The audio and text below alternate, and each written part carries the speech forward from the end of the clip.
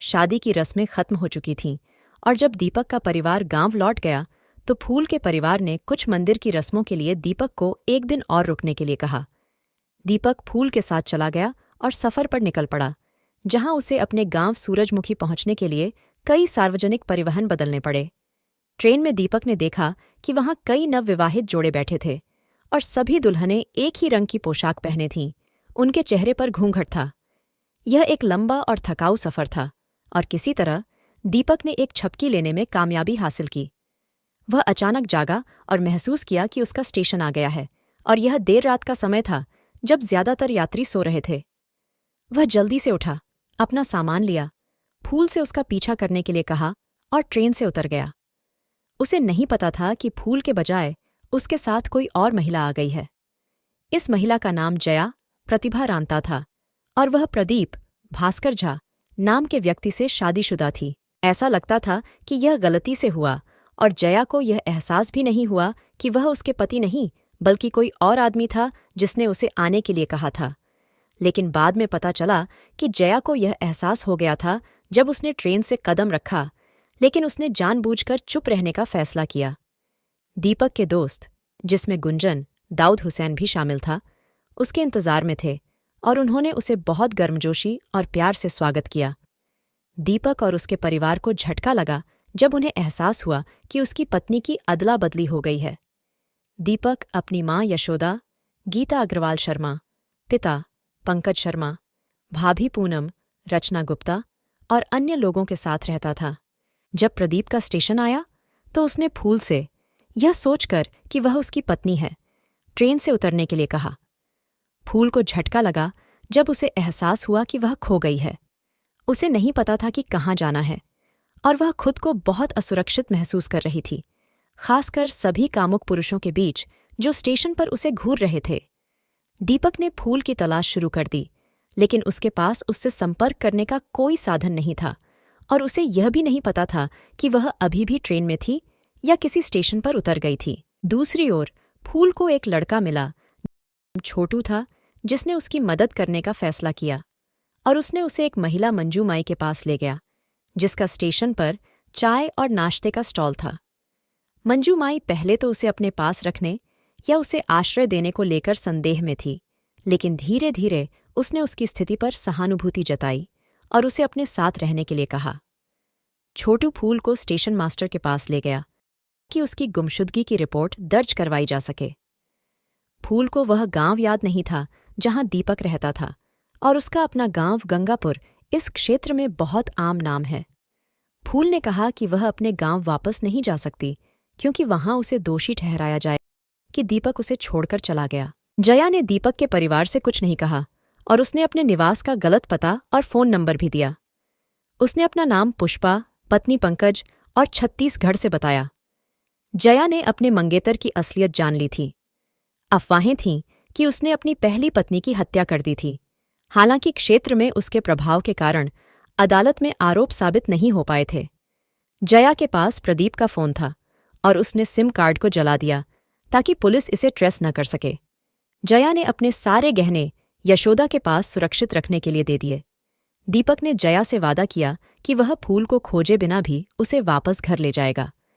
जया परिवार के ration card का इस्तेमाल करके नया सिम कार्ड खरीदती है। जया के कलाई पर उसका नाम गुदा हुआ था, लेकिन उसने इसे जया से श्रेय में बदलने के लिए पेन का इस्तेमाल किया। प्रदीप केवल दहेज के लिए जया से शादी कर रहा था और वह एक बहुत ही दयनीय आदमी था जो अपनी मर्जी से कुछ भी करने में सक्षम था। उसे परवाह नहीं थी जब उसकी पत्नी गायब हो गई और केवल एक ही चीज़ जो उसे परेशान कर रही थी वह थी कि उसके पास सभी गहने थे।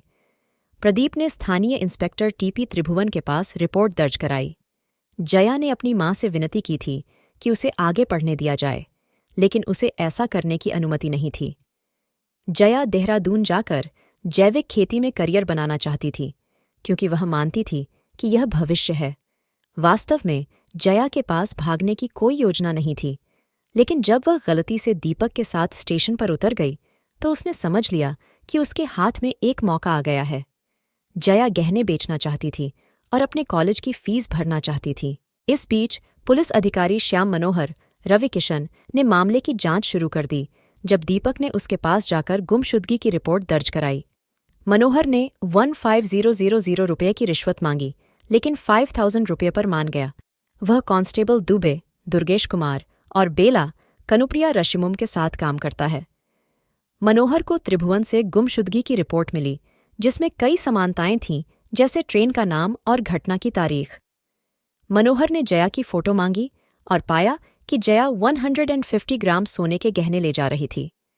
श्याम मनोहर ने महसूस किया कि कुछ संदिग्ध था और जया वह नहीं थी जो वह होने का दावा कर रही थी। जया ने कहा कि उसका नाम पुष्पा रानी है, लेकिन मनोहर को दूसरे पुलिस स्टेशन से जानकारी मिली कि उसी दिन और उसी ट्रेन में जया नाम की एक महिला गायब हो गई थी। मनोहर ने जया का पीछा करना शुरू कर दिया और इसमें ज्यादा समय नहीं लगा जब उसे एहसास हो गया कि वह पूरी तरह से झूठ बोल रही थी। मनोहर की योजना थी कि वह प्रदीप से पैसे ले और जया के पास जो गहने थे उसका भी एक हिस्सा अपने पास रखे। मनोहर को पता चला कि जया ने अपने कुछ गहने बेच दिए हैं और आलमसराय में हेमा त्रिपाठी को 5,000 रुपये के 5 मनी ऑन ऑर्डर भेजे हैं। प्रदीप आया और अपने अहंकार में उसने मनोहर की मेज पर नोटों का बंडल फेंका और अपनी पत्नी को ले जाने के लिए तैयार हो गया, मानो वह उसकी संपत्ति हो। प्रदीप ने जया को पुलिस स्टेशन में थप्पड़ मारा और यहां तक कि मनोहर और उसके सहयोगियों को भी झटका लगा कि आदमी ने मान लिया था कि वह अछूत है। प्रदीप जया को ले जाने वाला था जब, आश्चर्यजनक रूप से, मनोहर ने उसे रोक दिया। उसने प्रदीप से कहा कि भले ही मामला सुलझ गया हो, लेकिन एक और मामला चल रहा था और इसके कारण वह प्रदीप को जया को ले जाने नहीं दे सकता। उसने कहा कि जया 18 साल से ऊपर की है और क्योंकि वह नहीं जाना चाहती थी, अगर प्रदीप ने उसे उसकी इच्छाओं के खिलाफ कुछ करने के लिए मजबूर किया तो उसे प्रदीप के खिलाफ मामला दर्ज करना होगा। मनोहर एक डरावना आदमी था और अब तक वह प्रदीप से बहुत प्यारी मीठी बातें कर रहा था, जिससे प्रदीप को यह आभास हुआ कि वह कुछ नहीं कर सकता। मनोहर ने स्पष्ट कर दिया कि दहेज लेना अपराध है और प्रदीप ने कई गवाहों के सामने स्वीकार किया कि उसने यह लिया है। प्रदीप हैरान था और उसने मनोहर को धमकाने की कोशिश की, लेकिन वह चाल भी वैसी नहीं चली जैसी उसने उम्मीद की थी।